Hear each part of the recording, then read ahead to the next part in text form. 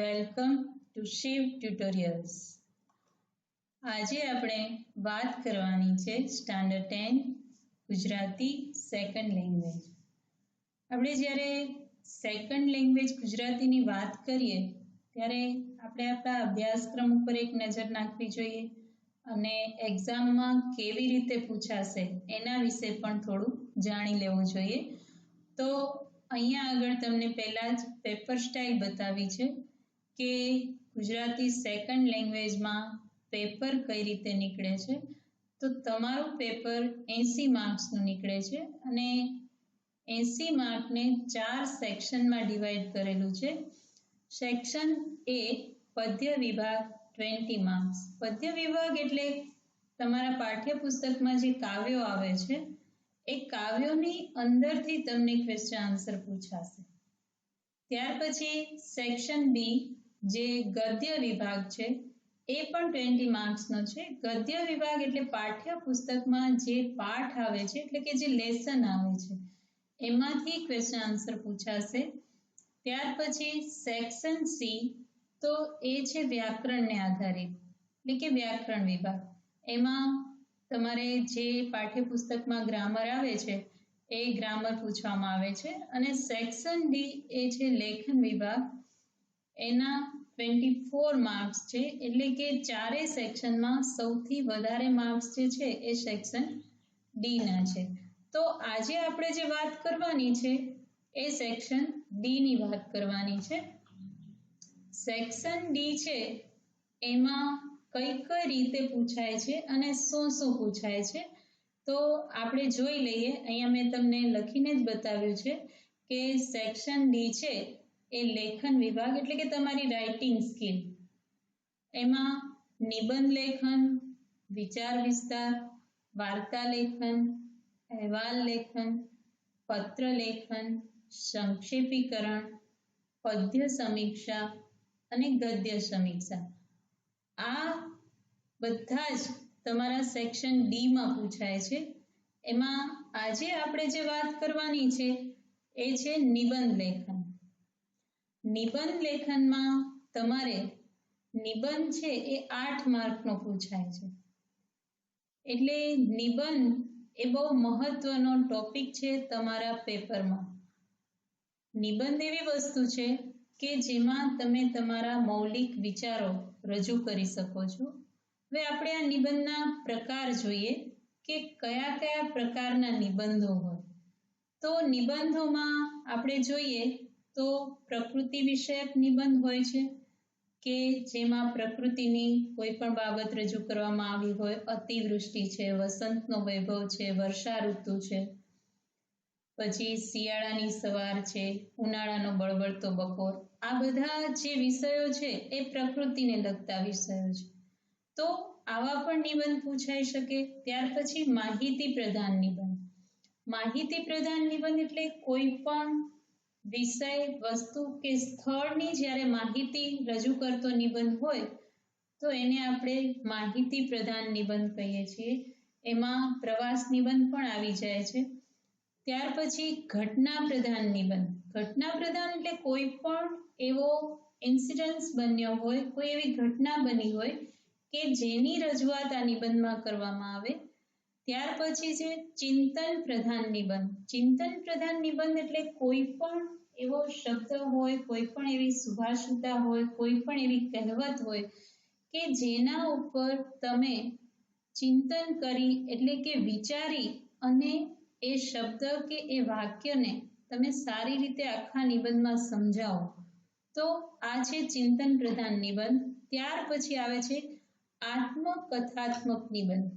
આત્મકથાત્મક નિબંધ એટલે કે આપણા પોતાના જીવનમાં કોઈ પણ એવી ઘટના હોય અવિસ્મરણીય કે જેને આપણે ભૂલી ના શકતા હોઈએ, કોઈ પણ એવો પ્રસંગ હોય એનું જ્યારે આપણે વર્ણન કરેલું હોય તો એવા નિબંધને કહેવાય આત્મકથાત્મક નિબંધ. નિબંધના પ્રકાર પછી આપણે જશું કે નિબંધ ક્યાંથી પૂછાય. કારણ કે આ એક સૌથી મહત્વનો પ્રશ્ન છે કે નિબંધ પૂછાય ક્યાંથી. કારણ કે નિબંધનું ક્ષેત્ર એટલું વિશાળ છે કે ગમે ત્યાંથી પૂછાય અને નિબંધ એવી વસ્તુ નથી કે તમને 10મામાં જ શીખવાનું છે. એ તમે 5માંથી શીખતા આવો છો, આગળ 11-12માં, કોલેજમાં અને ત્યાર પછી તમે સ્પર્ધાત્મક પરીક્ષાઓ એટલે કે કોમ્પિટિટિવ એક્ઝામો જે આપશો એમાં પણ નિબંધ પૂછાય છે. તો નિબંધના વિષયને આપણે સારી રીતે સમજી લેવો એ બહુ જરૂરી વસ્તુ છે. તો નિબંધ ક્યાંથી પૂછાય? તો તમારા લેવલ પ્રમાણે ધોરણ 10 પ્રમાણે જે હું કહું છું કે એક તો તમારા 10મા ધોરણના પાઠ્યપુસ્તકના આધારે નિબંધ પૂછાઈ શકે. કે પાઠ્યપુસ્તક છે એમાં કોઈ પાઠ એવો આવતો હોય, કોઈ કાવ્ય એવું આવતું હોય, ધારો કે પ્રાણનો મિત્ર તમારે પાઠ આવે છે તો એમાં બલાઈ જે પાત્ર છે એ ખૂબ પ્રકૃતિ પ્રેમી છે, તો એના વિશે તમને નિબંધ પૂછાઈ શકે. બીજો વિષય છે સામાજિક ઘટનાઓને આધારે. તો તમારી આજુબાજુ સમાજમાં રોજબરોજ ઘણી બધી એવી ઘટનાઓ બનતી હોય છે, ઘણા બધા એવા પ્રસંગો આવતા હોય છે, ઉત્સવો એવા આવતા હોય છે કે એના સંદર્ભમાં પણ તમને નિબંધ પૂછાઈ શકે. જેમ કે તહેવારો, આપણે રાષ્ટ્રીય, સામાજિક, ધાર્મિક એના પર પણ નિબંધ પૂછાઈ શકે. આમ અલગ અલગ ઘટનાઓના આધારે પણ નિબંધ પૂછાઈ શકે. પછી રાજકીય ઘટનાઓના આધારે. રાજકીય ઘટનાઓ એટલે કે આપણા દેશમાં આપણે બધા સમજીએ છીએ કે ભારત દેશ છે એ લોકશાહી છે અને આપણા ભારત દેશમાં વિવિધતામાં એકતા છે. એટલે ઘણા બધા કોમના લોકો વસતા હોય અને એ વખતે આપણા સમાજને, રાજ્યને સરખી રીતે રાખવા માટે રાજકીય ઘટનાઓમાં પણ ઘણું બધું પરિવર્તન કરવું પડતું હોય છે. જેમ કે હમણાં જ કાશ્મીરમાં આપણે 370 કલમ હટાવી, તો એ પણ એક ખૂબ જ મહત્વની રાજકીય ઘટના છે. આપણા થોડા સમય પહેલા જે નોટબંધીનો વિષય આવ્યો હતો એ પણ રાજકીય ઘટના છે. અને અત્યારે આ જે પરિવર્તન મહામારીના કારણે આવ્યું છે તો એ પણ આપણી રાજકીય ઘટના પણ કહેવાય, કારણ કે એમાં પણ આપણા રાજ્યને ઘણી બધી વ્યવસ્થાઓ કરવી પડી. તો આવા બધા મુદ્દાઓ લઈને જે નિબંધ પૂછાય એ રાજકીય ઘટનાના આધારે છે. ત્યાર પછી પ્રકૃતિને ફેરફારના આધારે જે નિબંધ છે કે પ્રકૃતિમાં કેવા કેવા ફેરફારો થાય છે તો એના આધારે પણ નિબંધ પૂછાઈ શકે. તો એમાં પણ પ્રકૃતિમાં આપણે જોઈએ અતિવૃષ્ટિ, અનાવૃષ્ટિ, ત્યાર પછી ભૂકંપ છે કે સાયક્લોન છે, આ બધા પ્રકૃતિના ફેરફારો, ઋતુગત જે ફેરફારો આવે એના વિશે પણ નિબંધ પૂછાઈ શકે.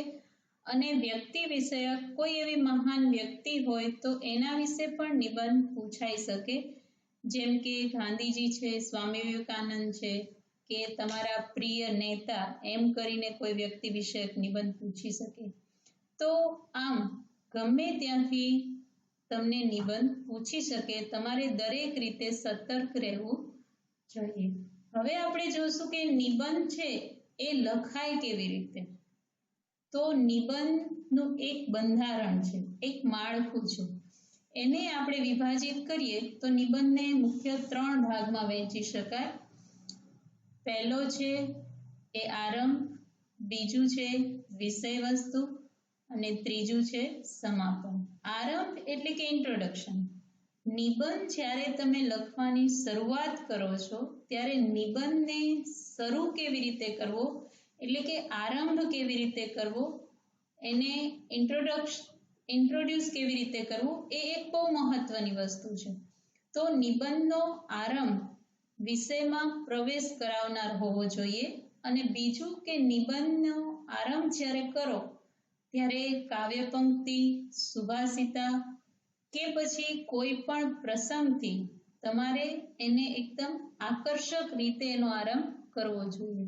બીજું જે છે એ વિષય વસ્તુ. વિષય વસ્તુ એટલે કે બોડી, એટલે કે એનું એક સ્ટ્રક્ચર, એ તમે કેવી રીતે બનાવો છો એ પણ એટલું જ મહત્વની વસ્તુ છે. જે વિષય વસ્તુ છે એ તમારા નિબંધનો જે વિષય છે એને એકદમ વ્યવસ્થિત, મુદ્દાસર અને સ્પષ્ટ રીતે તમે કઈ રીતે વિચારમાં વિકસાવો છો. દાખલા તરીકે કોઈ પણ એક મુદ્દો છે વિષય વસ્તુનો, એ એક મુદ્દો, પછી બીજો મુદ્દો, ત્રીજો મુદ્દો, એ જે અલગ અલગ મુદ્દાઓ છે એને તમે આમ ક્રમબદ્ધ રીતે લઈ જતા હો, દરેક મુદ્દાને ખૂબ સ્પષ્ટતાથી, સરસ રીતે, તર્કબદ્ધ રીતે વિકસાવતા હો, એ બહુ જરૂરી વસ્તુ છે. અને ત્યાર પછી છેલ્લો અને મહત્વનો મુદ્દો છે કે નિબંધનું સમાપન કઈ રીતે કરવું. તો નિબંધ તમે આખો લખ્યો છે, એમાં એની શરૂઆત અને એના વિષય વસ્તુ જે રીતે તમે વિકસાવ્યા છે, એ સમગ્ર નિબંધના સાર રૂપે છેલ્લો પેરેગ્રાફ હોય છે, જેને આપણે કન્ક્લુઝન પણ કહી શકીએ અને સમાપન પણ કહી શકીએ અને ઉપસંહાર પણ કહી શકીએ. એટલે આ વિષયને જ્યારે તમે પૂરો કરો છો, એનું સમાપન કરો છો નિબંધનું, ત્યારે ખાસ ધ્યાન રાખવાની વસ્તુ છે, કારણ કે કોઈ પણ પરીક્ષક છે એ તમારો લખેલો નિબંધ જ્યારે જોશે ત્યારે એની શરૂઆત તમે કેવી રીતે કરી છે, તમે વિષય વસ્તુને કેવી રીતે સમજાવ્યું છે અને તમે વિષયનું સમાપન કઈ રીતે કરો છો, એ તરત જ ધ્યાનમાં આવી જાય છે. તો અહીંયા તમે જ્યારે કોઈ પણ નિબંધ પૂરો કરતા હો, ત્યારે નિબંધને બને તો કોઈ એવા સૂત્રથી પૂરો કરી શકો, કોઈ એવી પંક્તિથી પૂરી કરી શકો કે જેના કારણે તમારો જે અંત છે નિબંધનો એ ખૂબ જ આકર્ષક અને સચોટ બને.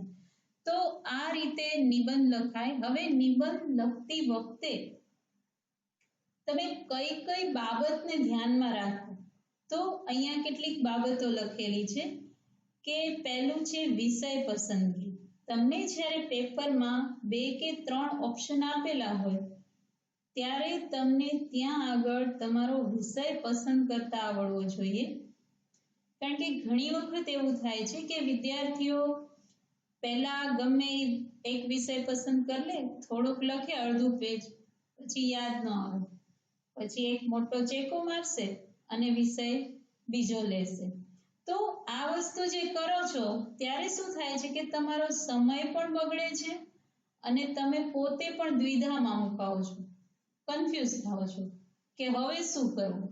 એની કરતાં બેટર છે કે તમારે સૌથી પહેલા જે નિબંધો આપેલા છે 2 કે 3 ઓપ્શન, શાંતિથી 5 મિનિટ વિચારી લો કે મારે કયો નિબંધ લખવો, કયા નિબંધમાં હું સૌથી વધારે સારી રીતે વર્ણન કરી શકીશ. એટલે આ વિષય પસંદગી એ ખૂબ મહત્વનો મુદ્દો છે. એટલે આ બાબત એક નિબંધ લખતી વખતે ધ્યાનમાં રાખવાની. ત્યાર પછી નિબંધમાં જે જે મુદ્દાઓ આપ્યા છે એને ક્રમબદ્ધ રીતે વર્ણન કરવું. કે ઘણી વખત એવું થાય કે વિદ્યાર્થીઓ વિષય કાંઈક હોય ને એનામાં લખી બીજું નાખે. એટલે એવું ના થાય એટલા માટે ક્રમ જળવાવો જોઈએ, વિષય વસ્તુને ધ્યાનમાં રાખીને જ વર્ણન સતત આવવું જોઈએ. ત્રીજો મુદ્દો છે વિષય વસ્તુનું સચોટ નિરૂપણ. એટલે કે તમે જે વિષય વસ્તુ પસંદ કરી છે એ પ્રમાણે જ તમે એનું નિરૂપણ કરો, લખો. એનામાં કોઈ બીજી અન્ય બાબત, અર્થ વગરની બાબત મહેરબાની કરીને નિબંધમાં લખશો નહીં. કારણ કે નિબંધમાં જે તમને પૂછ્યો છે વિષય, એ વિષયને અનુરૂપ જ લખાણ કરો. હવે તમે જ્યારે એ લખતા હો, ત્યારે રજૂઆત કરતા હો, ત્યારે તમારે રૂઢિપ્રયોગ છે, સુવિચાર, કહેવતો, પંક્તિઓ અને ઉક્તિઓનું અસરકારક લખાણ કરવું જોઈએ કે જેના કારણે તમારો નિબંધ છે એ તરત જ બીજાને ધ્યાનમાં આવી જાય. એ રીતે નિબંધની રજૂઆત કરવી જોઈએ. જ્યાં જ્યાં જરૂર જણાય ત્યાં આગળ તમે વિશેષણ, ક્રિયા વિશેષણ અને નિબંધ લખતી વખતે જોડણીનું ખાસ ધ્યાન રાખી અને યોગ્ય રીતે શબ્દોનો પ્રયોગ કરવાનો.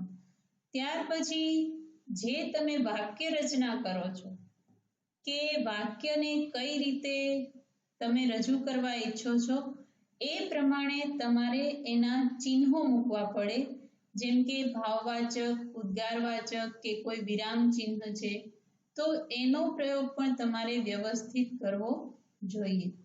અને ઉદાહરણો પણ તમે નિબંધમાં સારી રીતે અસરકારક થાય એવી રીતે ઉપયોગ લેવો કે વિષય વસ્તુને અનુરૂપ ઉદાહરણ પસંદ કરી અને ત્યાર પછી એ ઉદાહરણ લખવાનું કે જેના કારણે તમારો વિષય છે એ અસરકારક રીતે ઉભરાઈ આવે.